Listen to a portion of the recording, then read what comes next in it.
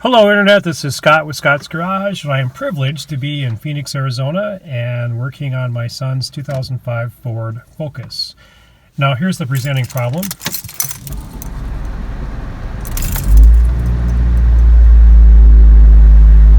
The problem is the car sounds like a tractor. There's a lot of vibration.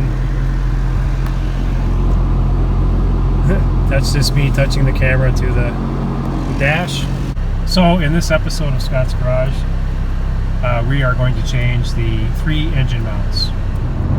That's fun. All right, we're driving an I-10 in Phoenix, and just super loud. I can feel vibration in the steering wheel, and we just have to get these engine mounts replaced and reduce the noise and the vibration. Okay, there are only 3 engine mounts on this 05 Focus. This is the passenger side. It's underneath the coolant reservoir. This is driver's side underneath the battery, and then what's called the dog bone.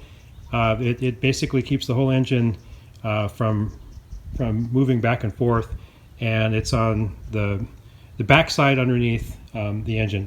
Now, for these two, you don't need to put anything up on jack stands. You can just do everything with the floor jack underneath the engine. However, we're going to replace all 3. So we are going to elevate the car on jack stands and just get everything done at once. Okay, safety first. Notice we have the back wheels blocked. So we have 2 substantial jack stands on the front of the vehicle. So we're going to remove the coolant reservoir and also remove the battery cover and the battery. For the coolant reservoir, you need a 10 millimeter to fit this little bolt right there. And then the tubing here, just a flat edge screwdriver. We'll pop that out, and then the whole thing will simply pull out of place.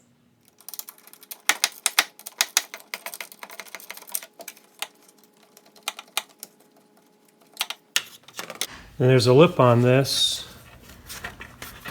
And a straight edge here too. All right, that's the key there. You just have to pull this bracket back and then pop it over it. We're just going to turn this out of the way. There's a clip on top on each side. Okay, we're going to start with the negative, and the reason is the negative is hit to the ground of the vehicle.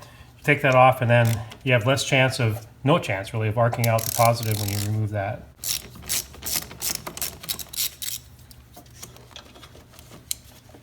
Notice how clean these terminals are. Somebody who knew what they were doing installed the battery.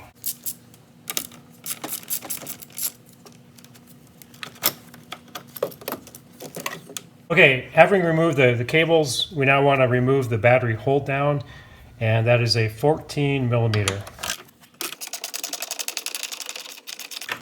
Okay, the battery should just come right out now. Okay, next we need to remove the battery tray. There are 3 bolts. This one, which isn't very tight, and then these 2 down here. So this has a nut and a bolt. Normally you'd need a ratchet on there, but it was loose enough I didn't need to. Okay, I'm going to put the bolts up here. Okay, so number 13 millimeter for the nuts.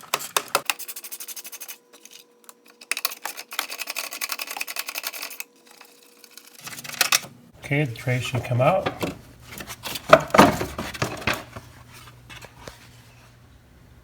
Okay, next we are going to take the floor jack, and the floor jack has a hockey puck on it, so it won't do any damage to the oil pan. And basically we're going to push underneath the oil pan and raise it up. We don't want to raise the motor. I don't want any a lot of tension on there, but to just make it raise it so that once we loosen some bolts here, that the engine's not going to drop down.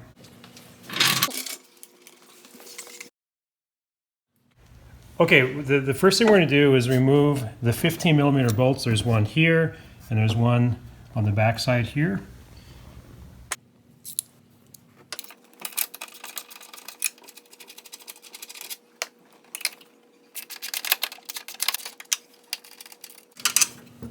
And then one more 15 millimeter right here.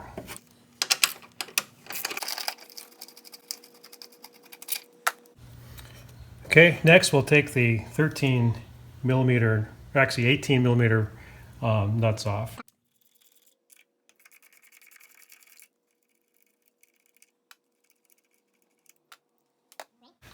We've removed everything, and this should just come straight out.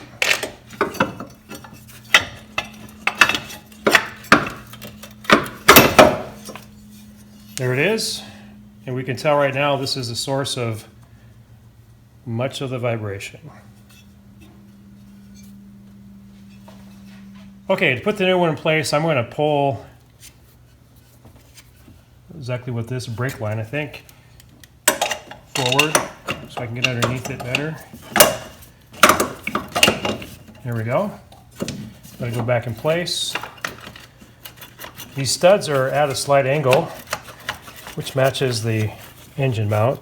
Just have to kind of manipulate it till it slides in place. I'm going to simply hand tighten and then cinch down the 18 millimeter nuts. And now I'm going to do the same thing with the 15 millimeter bolts. Just cinch them down but not tighten them completely at this point.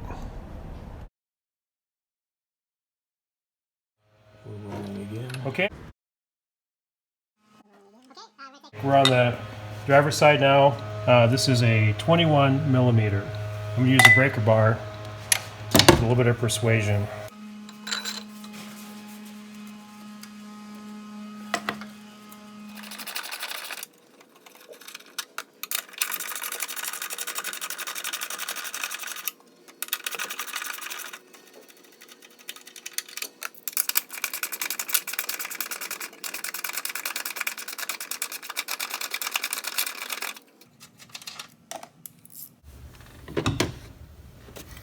Okay, that just comes right out.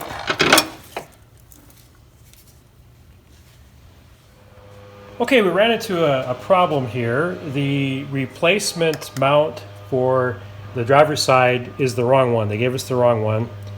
And we didn't know that because it was the battery covered it, but we do know now. And upon inspection of this mount, it looks, undamaged. It looks very secure. You don't see any signs at all of wear, and it looks rather new. So we are going to put this one back, and we're gonna tighten it down the way it should be on both sides, and we will not replace this engine mount. Now, if it's still vibrating, we'll go back and I'll order the correct one. We don't have the correct one, so we're just going to put the original back. I don't think this is original. This is, well, it's not the original. This is a relatively new engine mount. Okay, so this is very easy.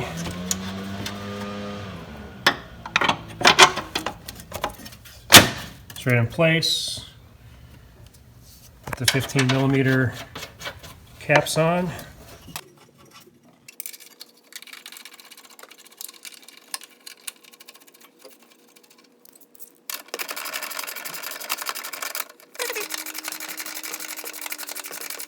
Okay, now main one.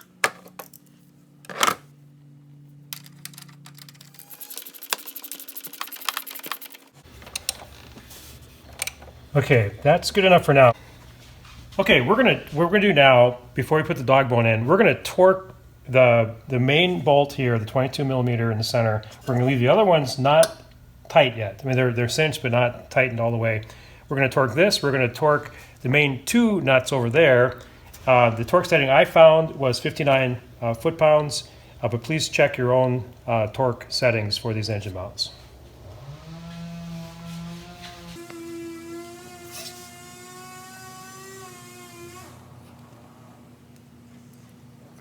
Okay, now we're going to torque the two nuts on this side, and again, this is an 18 millimeter.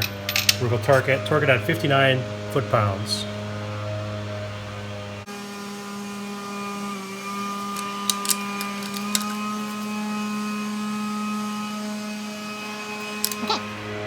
Okay, now that these two nuts are torqued and the main nut on this side are torqued, I'm going to change the dog bone, and after changing the dog bone, we're going to lower the floor jack, and then we will tighten the rest of the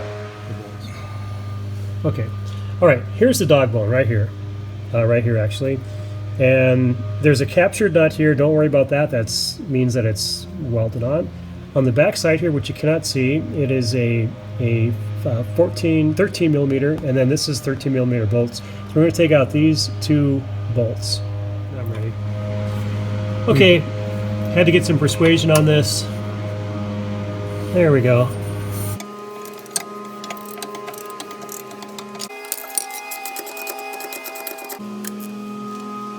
There we go. This one was easier.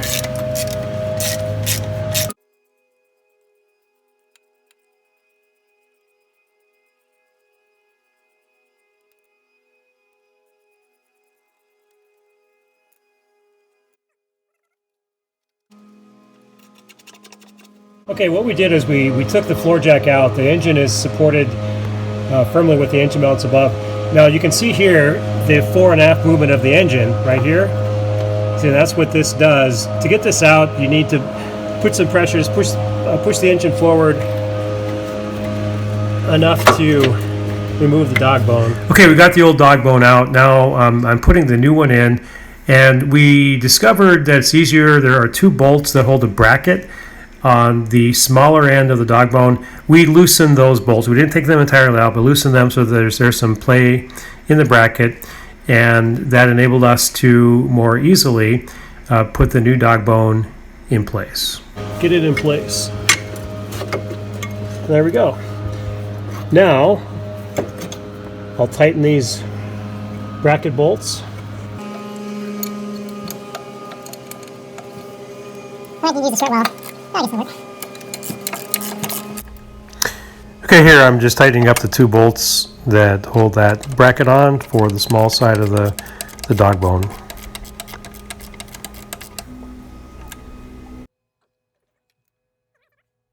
Okay, just for reference, the shorter bolt goes on the small side of the dog bone.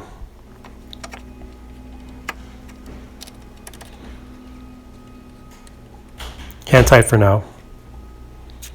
Okay, here I am tightening the longer bolt that goes through the bigger side of the dog bone.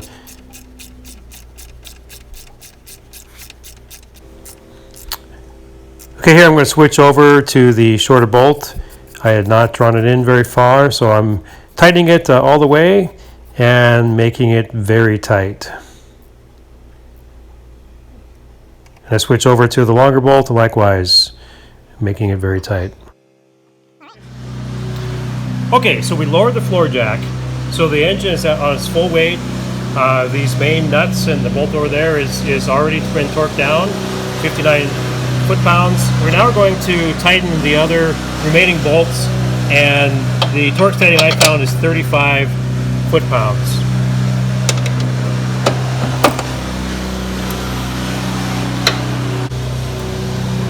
Almost there. Okay, there's 30, there's 35, two more, 30, 35.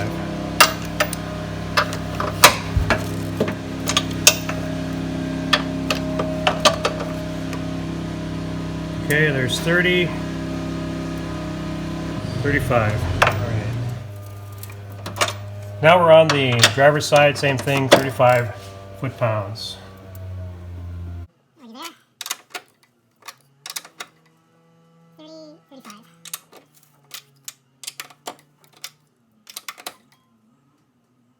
35. 35. Double check. Okay, my friend Craig helped put the coolant reservoir back in place. I put the battery back in place, and we're able to take it off the jack stands. Okay, here's the old dog bone. You definitely see cracks right there, and right there, and right there. And that will make a difference. Also on this side too, it's just no longer centered. There's a break right here. You can see where the whole thing is shifted this way. So that definitely a problem. And then this is the main culprit right here. This would be the one on the passenger side, and it's just completely loose. It looks like it just broke down here. All right, the moment of truth. Let's start it up and see if it runs smoother with these new engine mounts. Well, that's more like it. Yeah, this is very smooth. I don't feel vibration in the steering wheel. Now these Duratech engines, they're really good motors, but they're 4-bangers. They're going to be louder than most motors. But this now is normal. And put this on the dash. I don't have it jumping around like before. Sounds really good. Now let's get it out on the road and see what it does. Okay, here's the real test, road test, and it's running very smoothly. Transmission even sounds better. The mirrors aren't vibrating. The noise level is considerably lower than it was before. So I hope you enjoyed this video. If you got any value out of this video, please hit like. If you're not subscribed to Scott's Garage, please do so, and look forward to seeing you in another video.